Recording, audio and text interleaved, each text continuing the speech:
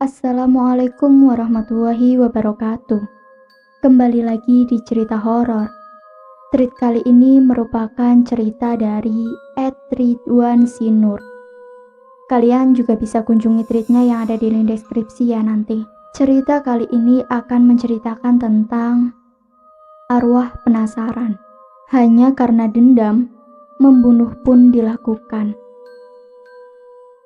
Waktu itu, aku merantau ke kota kelahiran ayahku. Aku ke sana mengadu nasib karena jika bertahan di Batam waktu itu sepertinya tak mungkin karena aku sama sekali tak mendapatkan kerja di kota Batam ini. Aku menyiapkan seluruh kebutuhanku dan ketika semua kurasa sudah siap, aku pun membeli tiket kapal untuk ke kota itu. Singkat cerita, setelah 1 hari 1 malam perjalanan, akhirnya aku sampai di kota itu. Banyak perasaan takut yang membayangiku, karena aku takut gak mampu bertahan di kota ini. Setelah turun dari kapal, aku sempat bingung kemana aku harus tinggal waktu itu. Karena saat itu, aku hanya memiliki uang yang pas-pasan, dan aku harus sangat mengirit pengeluaranku sampai aku bisa mendapatkan kerja di sana. Yang pasti aku gak mau mati konyol di kota itu. Dan itulah alasan mengapa aku memutuskan untuk langsung mencari kerja. Walaupun badan terasa sakit karena perjalanan di kapal itu terasa lama sekali. Sudah beberapa tempat kudatangi, namun tak membuahkan hasil. Aku masih menjadi pengangguran yang tak tahu arah waktu itu. Sementara uang yang kupunya semakin menipis, hingga itu memaksaku untuk memakan gorengan setiap harinya demi bertahan hidup. Kira-kira sudah puluhan lamaran ku antar ke semua tempat yang membuka lowongan kala itu. Tapi memang belum rezeki. Rasanya sakit banget bertahan di kota orang yang tak satupun aku kenal di sana. Sempat berpikir untuk menyerah saja, tapi mau bagaimana lagi? Aku tak memiliki ongkos untuk pulang. Dan dikala aku sedang melamun memperhatikan kendaraan yang berlalu lalang, tiba-tiba mataku terfokus ke sebuah pabrik kecil yang di pagar masuknya tertulis, dibutuhkan karyawan. Aku dengan penuh harap mendatangi pabrik itu.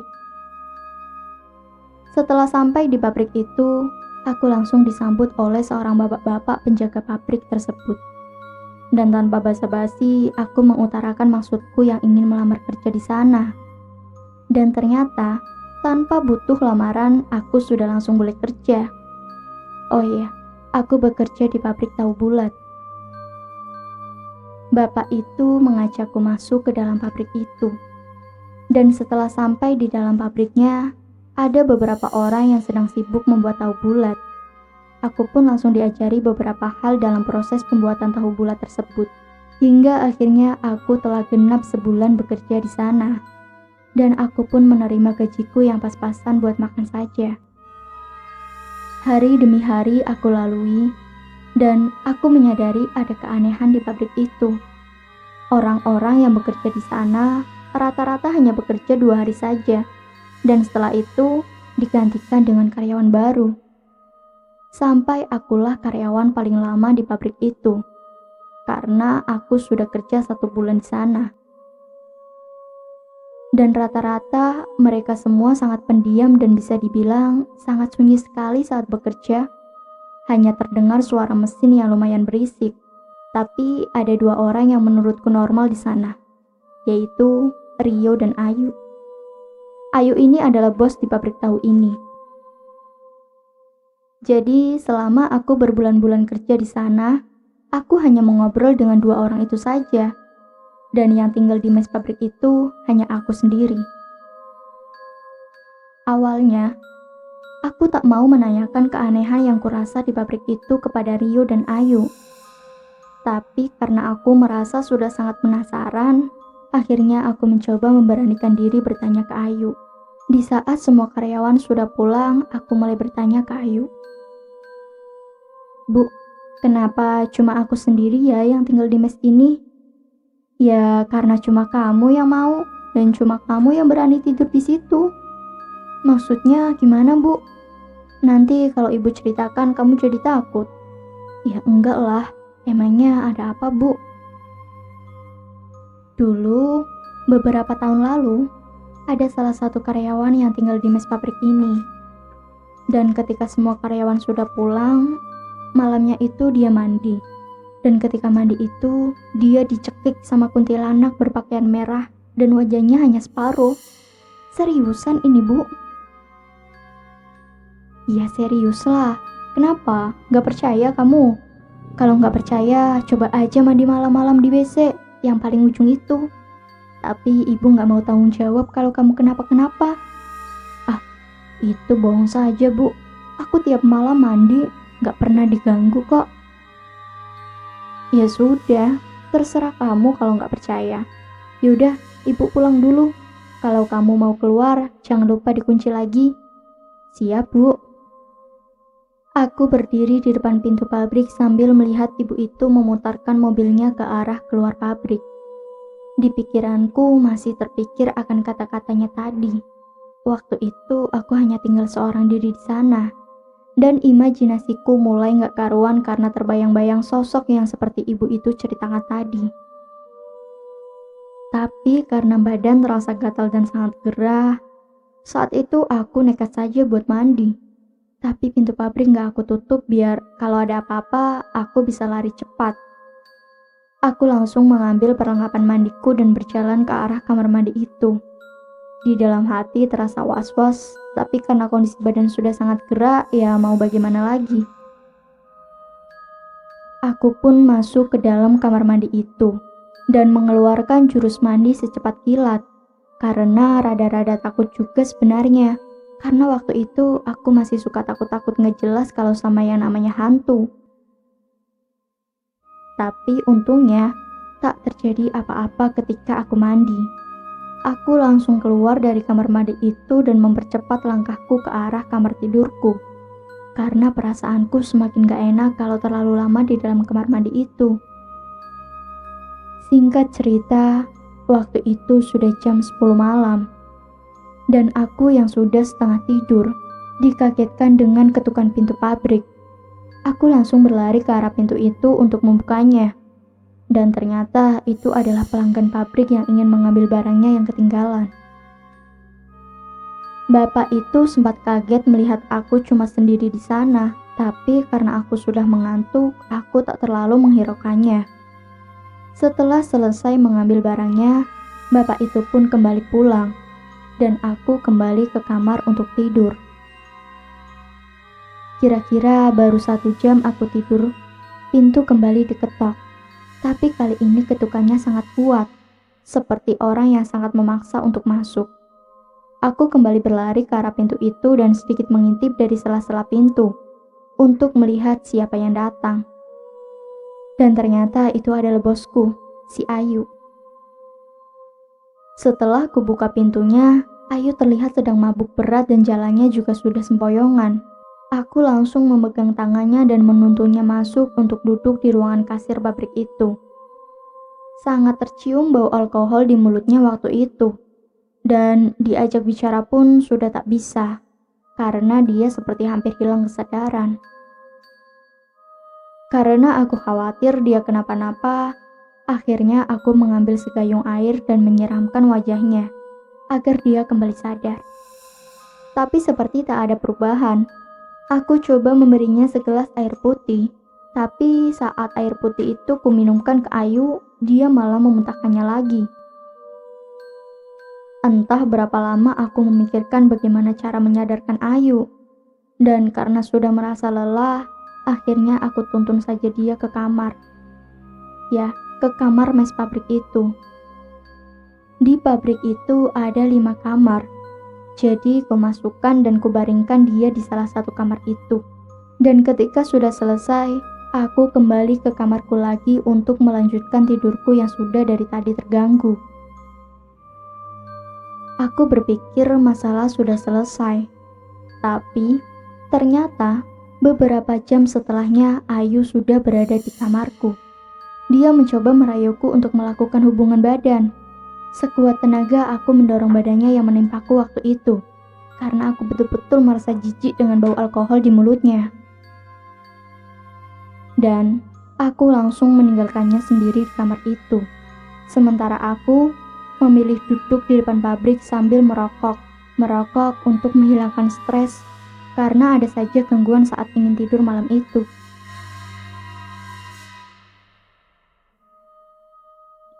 Beberapa menit kemudian, datang sebuah mobil masuk ke pabrik tempat aku bekerja itu.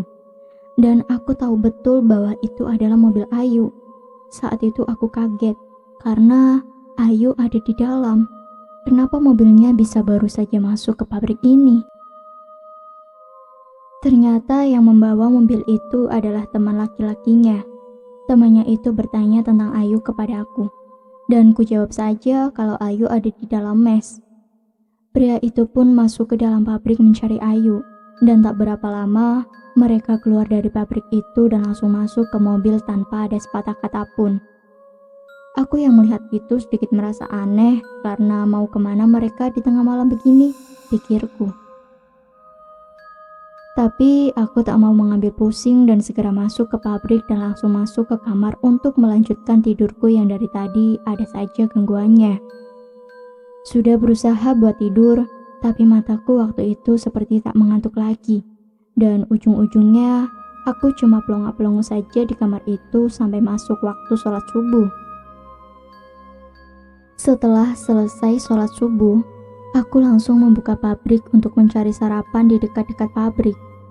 Aku pun makan dan dilanjutkan merokok sambil melihat kendaraan yang semakin ramai berlalu lalang. Tapi aku tak melihat ada mobil Ayu yang masuk ke arah pabrik. Padahal biasanya dia pasti sudah datang tepat jam 6 pagi untuk menyiapkan racikan untuk tahu bulat itu. Sampai akhirnya semua karyawan sudah berkumpul dan kami tak melihat ada Ayu di sana. Entah kemana dia, kami tak ada yang tahu. Di kondisi itu, aku mencoba membaca buku takaran bumbu untuk membuat tahu itu dan kami pun mulai membuatnya karena mau sampai jam berapa juga menunggu Ayu datang. Hari berganti dengan malam, tapi Ayu tak juga datang ke pabriknya itu. Hingga setelah sholat Isya aku duduk di depan pabrik dan terlihat sebuah mobil masuk ke pabrik. Aku belum pernah melihat mobil itu sebelumnya. Ternyata itu adalah Ayu dan teman laki-lakinya kemarin. Laki-laki itu turun dari mobilnya dan dengan nada tergesa-gesa dia memberitahu bahwa Ayu sekarat karena overdosis obat-obatan. Aku awalnya meminta laki-laki itu untuk mengantarkan Ayu secepatnya ke rumah sakit. Tapi laki-laki itu terlihat panik dan langsung berlari keluar dari pabrik. Melihat hal itu, tanpa pikir panjang, aku segera masuk ke mobil dan segera tancap gas mengarah keluar dari pabrik itu. Jujur saja, aku sebenarnya tak tahu di mana rumah sakit di kota itu. Aku berjalan lumayan cepat ke arah jalan besar dan segera menghampiri seorang bapak-bapak berjalan kaki untuk bertanya di mana rumah sakit terdekat. Setelah tahu di mana arah ke rumah sakit, aku langsung memacu kencang mobil itu karena takut nyawa Ayu tak bisa diselamatkan. Karena kala itu, mulutnya sudah berbuih-buih dan matanya sudah melotot ke arah atas. Setelah beberapa menit balapan dengan mobil yang lain, akhirnya aku sampai di salah satu rumah sakit swasta di kota itu. Aku segera memasuki ruangan UGD rumah sakit itu dan meminta tolong seorang perawat yang sedang berjaga. Tapi sayang sekali, menurut dokter jaga itu, Ayu telah meninggal di perjalanan. Aku meminta dokter mengeceknya sekali lagi, karena seingatku, waktu aku baru memasuki kawasan rumah sakit itu, aku masih melihat tangan Ayu bergerak. Tapi memang sudah takdirnya, Ayu meninggal dunia malam itu. Karena pikirku sudah kalang kabut, aku menitipkan jenazah Ayu di rumah sakit itu dan segera kembali ke pabrik untuk meminta tolong warga sekitar. Siapa tahu mereka ada yang tahu di mana keluarga Ayu berada. Setelah sampai di pabrik, Aku berhenti di depan pagar masuk dan bertanya ke sebuah warung yang berada di samping pabrik itu. Dan untungnya ibu itu memiliki nomor telepon keluarga Ayu. Tapi sayangnya keluarga Ayu tinggal berbeda kota. Aku terus mendesak bapak itu untuk segera datang agar bisa mengurus jenazah Ayu. Tapi bagaikan tak peduli, dia langsung mematikan telepon dariku. Aku kembali ke mobil dan mencoba menelepon Rio. Aku mengatakan kabar duka itu kepada Rio. Dan setelah itu, aku menjemput Rio untuk membantuku mengurus jenazah Ayu yang malang itu. Akhirnya kami sampai di rumah sakit itu dan langsung mengurus segala administrasi rumah sakit itu karena waktu itu Ayu sudah dimandikan dan sudah dikafankan oleh pihak rumah sakit. Waktu itu jam sudah menunjukkan pukul 10 malam. Dan itu tak mungkin untuk mengubur jenazahnya di tengah malam itu. Akhirnya aku dan Rio sepakat untuk menitipkan dulu jenazah Ayu agar besok pagi saja dimakamkan. Kami kembali ke pabrik. Malam itu Rio tidur denganku di pabrik itu. Singkat cerita, pagi pun tiba dan semua karyawan sudah datang. Kira-kira jumlah kami waktu itu sekitar 16 orang. Setelah memberitahu tentang kematian Ayu kepada mereka semua, aku langsung membagi tugas. 10 orang kerja di pabrik dan 6 orang lagi ikut menguburkan jenazah Ayu. Kami berenam langsung menuju pemakaman umum untuk meminta tukang gali kubur untuk membuatkan sebuah kuburan untuk Ayu. Setelah itu, kami langsung menuju ke rumah sakit untuk mengambil jenazah Ayu. Setelah sampai di rumah sakit, kami segera membayar tagihannya serta menyolati jenazah Ayu dan juga membantu memasukkan jenazah Ayu ke dalam ambulan. Singkat cerita, akhirnya kami berenam telah selesai menguburkan jenazah Ayu dan mendoakannya. Setelah itu, kami pulang ke pabrik dan tetap melanjutkan pekerjaan kami. Di saat itu, banyak karyawan mengkhawatirkan gajinya. Tapi aku langsung mengambil alih dan meminta mereka untuk tetap bekerja selama 2 minggu agar bisa menerima gaji. Keuangan pabrik itu aku yang mengambil alihnya waktu itu. Dan ketika malam tiba, aku dan Rio tidur di mes itu. Kami tidur di kamar yang sama. Kira-kira sekitar jam 2 malam, aku terbangun karena mendengar suara Rio menangis. Aku segera bangun dan melihat Rio meringkuk ketakutan di dalam selimut. Dan karena penasaran, aku langsung bertanya tentang apa yang terjadi padanya. Ternyata menurut pengakuan Rio, dia didatangi di dalam mimpi oleh Ayu. Ayu memberitahu Rio siapa yang telah membunuhnya dan siapa yang membawa semua uang dan mobilnya. Rio ketakutan karena di dalam mimpi itu, Ayu terlihat sangat menyeramkan dengan bola matanya yang hanya putih tanpa ada hitamnya. Dan Rio juga mengatakan dia semakin ketakutan ketika dia terbangun dari mimpinya. Dia mendengar suara tangisan. Tangisan itu mirip seperti suara Ayu. Tapi aku langsung menyuruhnya stop bercerita dan memintanya untuk ikut aku untuk berwudu dan membacakan Yasin untuk Ayu. Malam itu kami habiskan untuk mengirimkan doa kepada Ayu. Dan hari-hari berikutnya kami tetap memproduksi tahu bulat demi mengumpulkan uang untuk menggaji kami semua. Karena jika tidak begitu, bagaimana aku mau membeli tiket untuk pulang ke Batam? 2 minggu pun berlalu. Aku mengumpulkan semua karyawan dan membagi sama rata semua uangnya. Seingatku, saat itu kami mendapatkan 1,5 juta per orang. Kami langsung membersihkan pabrik itu karena kami semua hari itu sudah berhenti bekerja di pabrik itu. Setelah selesai, semua karyawan pun pulang dan tinggallah aku dan Rio saat itu. Kami masih bingung bagaimana nasib pabrik ini jika kami tinggal. Dan bagaimana nasib mobil temannya Ayu itu, mau kami apakan? Tapi setelah lama berpikir, akhirnya kami berdua pergi ke kantor pos dan mengirimkan semua peninggalan Ayu seperti HP, dompet, Kunci pabrik dan kunci mobil kawan laki-lakinya itu kami mengirim semuanya ke alamat ayahnya Ayu. Setelah selesai kami pun berpisah. Aku memesan taksi dan kembali membeli tiket kapal untuk pulang. Di dalam kapal, aku terus berpikir soal kematian Ayu yang tragis itu. Rasanya sangat kasihan melihat nasib malangnya itu. Tapi tak lama, rasa kantuk pun datang dan aku tertidur di kapal itu. Akhirnya aku kembali sampai di Batam dan langsung menuju rumahku. Beberapa hari kemudian, aku mendapat telepon dari Rio. Dan setelah ku angkat, ternyata itu adalah ibunya. Ibunya memberitahu kabar Rio yang sering kerasukan dan dia seperti orang yang kehilangan akal karena sering menghantuk-hantukkan kepalanya ke dinding. Usut punya usut, ternyata Rio terlibat dalam kasus kematian Ayu. Ternyata pada malam itu dia juga ikut pergi mabuk bersama Ayu. Dan dia sudah merencanakan itu semua. Ternyata Rio ini memiliki rasa suka kepada Ayu. Tapi Ayu tak membalasnya. Hingga itu menimbulkan dendam di hati Rio.